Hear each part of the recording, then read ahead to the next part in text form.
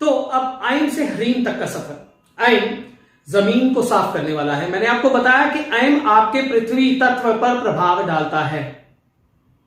पृथ्वी क्या है? जमीन। जमीन क्या है? आपके अंदर का मानसिक तल। उसी से तो आप हो और आप नहीं हो। यदि आपके मन में फियर्स होंगे तो आप कैसे निकल पाओगे? यदि आपके मन में इमोशनल ड्युअलिटीज होंगी तो कैसे कुछ प्राप्त कर पाओगे या कुछ कैसे सोच पाओगे, प्लान कर पाओगे? तो आयम उस जमीन को साफ करता है। तो अब ह्रीम क्या करता है? आयम से ह्रीम, आयम के बाद ह्रीम क्यों? ह्रीम इसलिए क्योंकि जब वो पृथ्वी तत्व शोधित होता है तो ह्रीम अग्नि बनकर प्रज्वलित होता है, ऊर्जा बनकर प्रज्वलित होता है। भुवनेश्वरी, निर्माण। जीवन में कुछ भी निर्माण करना है तो पहले विचार चाहिए, चाहे वो विध्वंसक है, चाहे वो पॉजिटिव है, चाहे वो कंस्ट्रक्टिव है, चाहे वो डिस्ट्रक्टिव है तो विचार ही। एक व्यक्ति कहता है मैं सबको मार दूंगा, वो भी तो एक विचार है।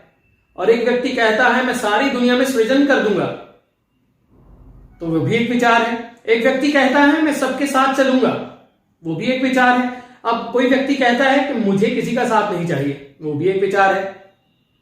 कोई कहता है कि मैं सृजन करूंगा, कोई कहता है विध्वंस करूंगा। कारण एक विचार है।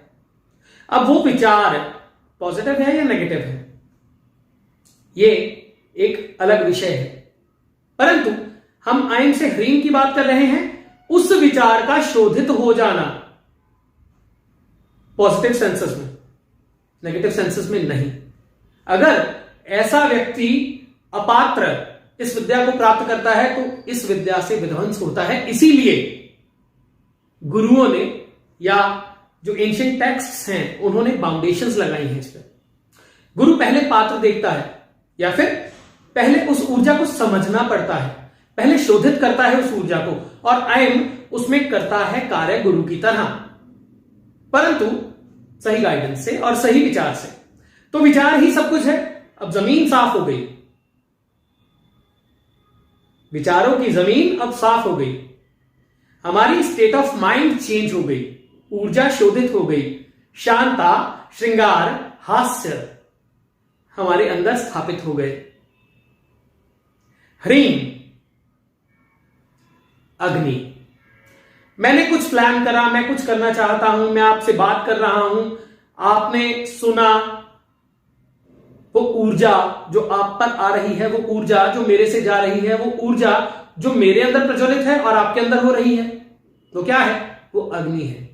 वो ऊर्जा जिसके कारण मैं बोल रहा हूं, वो ऊर्जा जिसके कारण आप सुन रहे हो, वो क्या है? ह्रीम है, अग्नि है।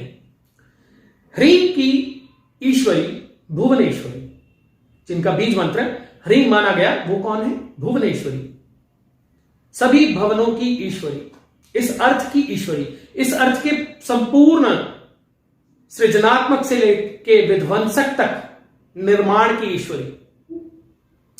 प्रवृत्ति आसुरी हो या दैवीय हो, ऊर्जा अपना कार्य करती है, परंतु ऊर्जा अपात्र के पास नहीं रुकती। अग्नि जब प्रज्वलित होती है, जो उस अग्नि को नहीं संभाल पाता, उससे क्या होता है? गुस्सा, टेंशंस, फ्रस्ट्रेशंस, पित्त, परेशानियां, मानसिक ड्युअलिटीज,